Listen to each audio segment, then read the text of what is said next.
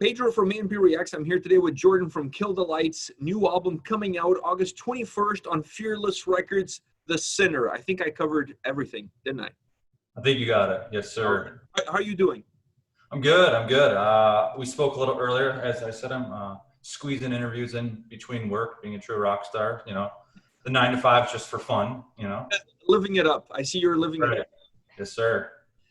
How did the journey of this band begun? How did it all get started for you guys? Well, I've known Moose for about 15 years. Um, and so I've been in contact with him. I used to tour full time. I've done 3 or 4 tours with him in the past. So over the course of 15 years, even after my previous band broke up, I'd see him twice a year. We'd go out for drinks when he'd come through town. And then all of a sudden one night he hit me up just saying, "Hey man, got any riffs?" I think that's what he said. And I sent him, I don't know, 15, 20 songs because I'm a hoarder. I write music and I keep it all to myself.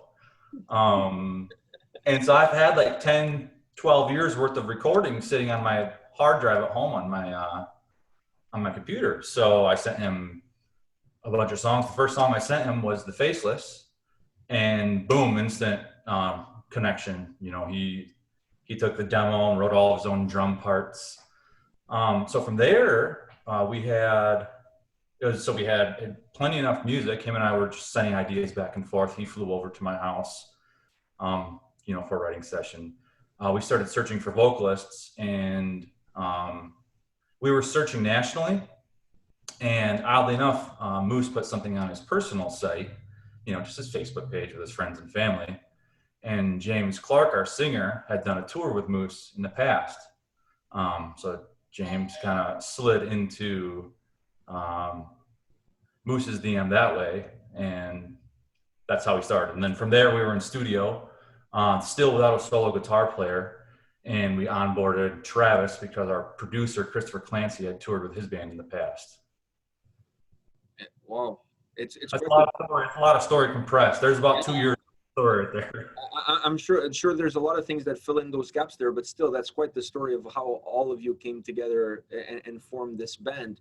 Do you look at yourselves as a group of incredible musicians, almost like an all-star cast, or just like a bunch of friends that just want to make music together? Nah, just a bunch of friends. I mean, guys who still have love for music. I mean, people can say I'm a great guitar player. I'm all right. I can write some riffs, No, there's zero ego in this band, so I'm not calling it any type of all-star group. We're just a bunch of friends having fun like we're 18-year-old kids again. So who's the sinner? Who is the sinner? That's was kind of James Clark's concept, as in if you are or aren't any type of believer in anything out there, which we're all sinners. We all do evil, we all do good, we all do bad, and there's a little bit of a sinner in each and every one of us. So all of you have a little bit of that evil side, and that's what the album represents. We all. I mean, we all do, and I think everyone does. When it's fighting off that evil side to stay normal or embracing it. It's either fighting it off or embrace it. Considering all the experience that you guys have individually with your previous bands and everything you've guys done in the music business, how difficult or how challenging was the creative process to bring all of these different minds together and put this album, create this album as one? I wouldn't even say challenging in the slightest. It all came together, really naturally. Again, The Faceless. I keep referencing that song because it was the first one we all had put together first. When James reached out to Moose about wanting to try out for vocals, he had us that all the vocals recorded in studio within 36 hours, sent back to us. And so, the record really wrote itself. It wasn't, we never struggled. We never had that, we're in a corner and we need to try something different, or this song's not heavy enough, or this song's too melodic, or it all just came together as it was. I mean, we wrote 16 songs, a whole bunch of B-sides that never were finished, and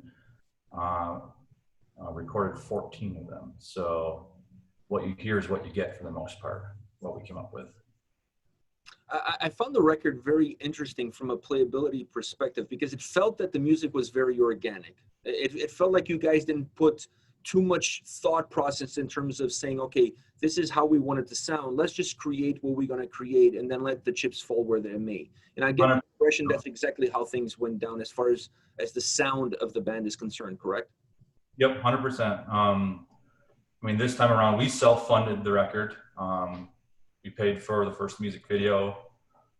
We didn't want anyone involved except the band members. We didn't want any pressure of, hey, you guys should take the songs or, you know, the instrumentals or the vocals in this direction. Because it's, you know, been there, done that. I feel like the best music that I ever wrote in my entire life was when I was, you know, a kid in my parents' basement or a kid in my buddy's garage. And that's really how this whole album came together. There were no questions of what we should do. We just wrote the songs that we wanted to write. And that to me translates next into the next thing, which was the album structure, the overall album structure and the track listing. I'm a huge fan of overall structures of the album and track listing. I'm old school. I listen to the record from beginning to end, you know what I mean? And that to me is an important aspect of how the album plays out and how it feels. I felt like you guys created a really interesting structure, really fluid, alternating heavier songs with more melodic songs so that the album has this roller coaster up and down feel, but it keeps you engaged with every track. How much thought process on your end went into making this overall structure and then the final track listing for the record? We didn't have the track listing anywhere in our heads when writing and recording the album. It kind of came together easy. I think Mr. Montgomery, Travis, we were all like contemplating on how the album should flow. And then, you know, in one of our chats, he just sent over a structure. We all looked at it and said, it's perfect. I agree. I think it flows really well. It starts out with 3, heavy metal songs and then gets into something a little more melodic and deep, like Through the Night. And then it goes right back into, I think Open Your Eyes is track 5. Yeah, Open Your Eyes. Yeah. So it is like a roller coaster. There's a lot of different feelings and emotions and genres really mixed in there. Mm-hmm. That was another thing. I felt that you guys just really, like I said earlier, created the best music possible, not really concerned about genres and stuff. But when you listen to this album, you feel that there's a lot of different influences, or if you want to call it genres, that really dictate the sound and the overall feel of the songs.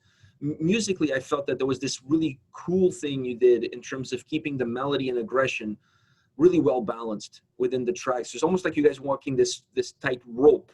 And you're not really waving towards one end, you're not really waving towards the other. You're just kind of like walking that rope perfectly. Was that a tough balance to orchestrate from a musical side of things? You know what? Not really. I think really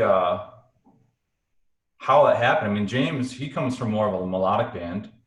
And I come from, more of a background of wanting to write, Gothenburg metal songs. And so I think James kind of calms my dark side. And I kind of push a little bit for the heavy metal to him.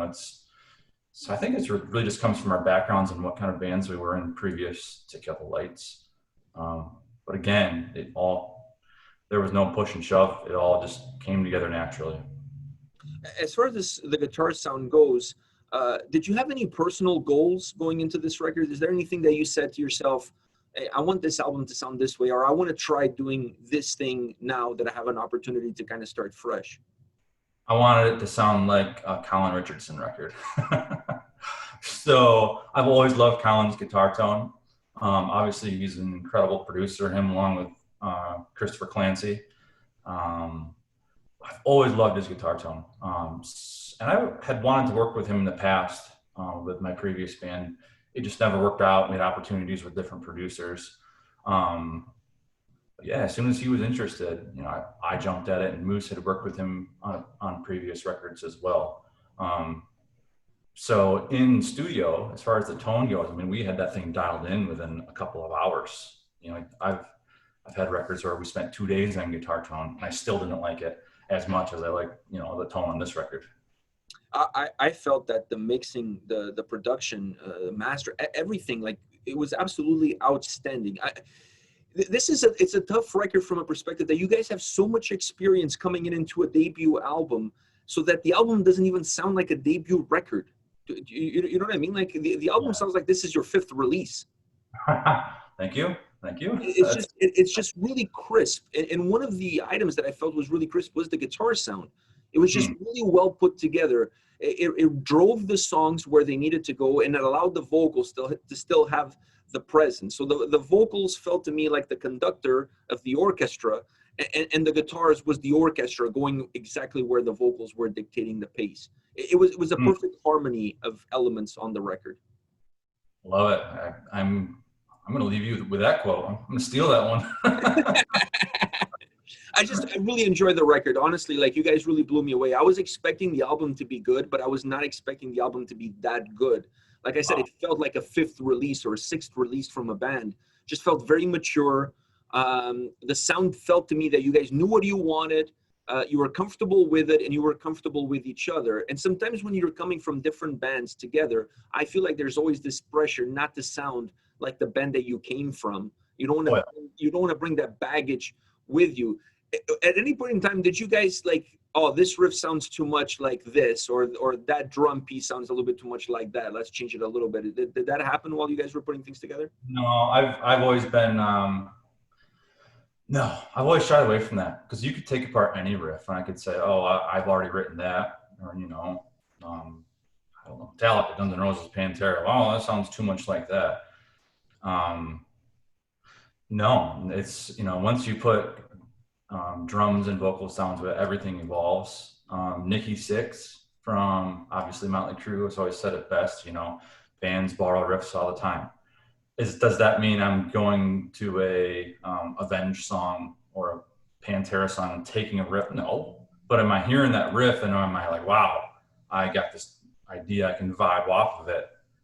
Yeah, I mean, that's every songwriter. Obviously it's all original content, but it's no, I never worry about sounding too much like anything. It all evolves.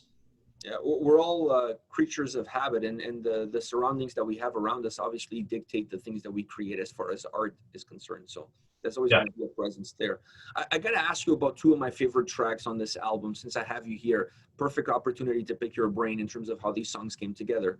And the first one I want to mention to you is Open Your Eyes. I absolutely love that track. It reignites the album. Like you said, the album starts off with a banger, like three really great heavy tracks. Then it dips a little bit more melancholic, if you will, and then Open Your Eyes kind of reignites the record.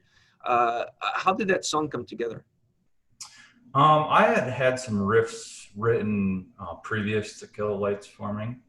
And then when Moose and James flew to my house for a writing session, because obviously we're all from different towns. James is from Minnesota, Moose is from Wales, I'm from Michigan, Travis is from Utah. So it's writing sessions come few and far between, but when we finally get together, boom, we have ideas. Anyways, so you're my neighbor, by the way. Like, you're in Michigan, you're my neighbor. Where are you from? Toronto. Really? Yeah, so I'm just up the road. There you go. Yeah. It's a long road, but Yeah, it's a long road. Up the road, nevertheless. Right. Yeah, but the song, I mean, they came together. Moose kept pushing for more and more blast beats. I think he, on this record, he really wanted to show everything that he was capable of with no restrictions. And he does, especially, I think, in Open Your Eyes, he really hammers that one home. And then actually the solo section, Travis wrote in studio. That's actually my favorite solo on the record. I can play that, or I can't play that. I can listen to that solo on repeat. Yeah, it's one of my favorites. That's why I picked that song. First of all, I like the way you guys constructed the track. I thought the track kept the listener moving with it. Mhm. It's a track that has energy, but you get attached to that energy and you're moving with the song. And then the solo on it, the drums on it, like everything, the vocals fall perfectly. It's just a really well balanced, well constructed track. If you listen to that chorus too, you can barely hear it, but we had two different, I call them riff leads, rhythm leads, going over top of the power chords. And Colin couldn't decide which one we should use. And so he mixed them both in. So there's two different rhythm leads going underneath the vocals and the power chords. So Really? Wow. next time you listen to it, I'd hum it to you if I was in person, but I'm not doing it on film. Yeah, I'm gonna be paying attention next time I play it now, because now I want to see if I can spot it. The other song that I want to talk to you about was Unmoved. I felt that this is a song that when you guys are able to play live, you have to play this track live. It almost felt to me that it was a live track that was somehow recorded in the studio, if that makes sense to you. It just has a lot of a feeling of texture of being a live song. Well, how do you feel about that track? What does that track say to you? We've talked about opening up the set with that track. And that's also why we placed it at the end. Because we also talked about opening up the album with it.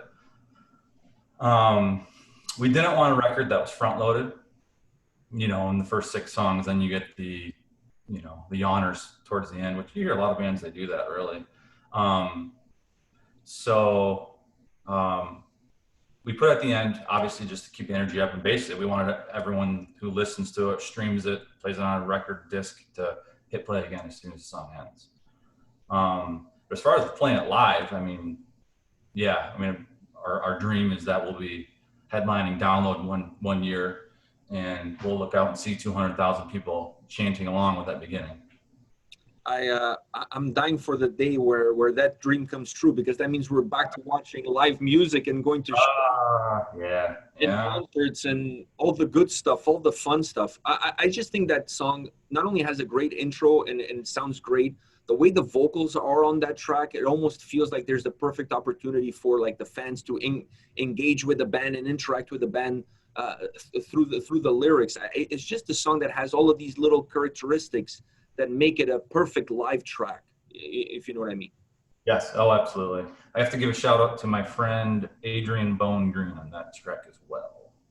He, right when my previous band Still Remains decided to call it quits, quit touring, him and I played around with some of those riffs. So he had a little bit of influence on that one as well, which he does get credited for on the record too. So incredible drummer. He played drums on the second Still Remains record. One more question for you. If you had to describe this band, let's say somebody approaches you and you're talking about the band. If you had to describe the band in one word, what would that word be? I'd say fun, to be honest with you. I'm one of those guys that, personally fun for me. It's the most fun I've ever had making a record. There's zero egos with Kill the Lights. There's none of us want the attention personally. We just want people to listen to the record, have fun, show whatever emotion they want, whether it's happiness, sadness, anger, or rage in the pit. For me, it's fun. I think that's all I can say to sum it up. I think you did a wonderful job summing it up with fun, because I had a lot of fun listening to the album. So, Great. Jordan, I want to thank you for your time today. Best of luck with the release. Once again, August 21st on Fearless Records, Kill the Lights. The album is The Sinner. Go pick it up. Nobody's going to regret picking up this album and headbanging by yourself in your living room. Do it. We all need to. Thanks a lot, Pedro. Appreciate it. Thank you very much for your time.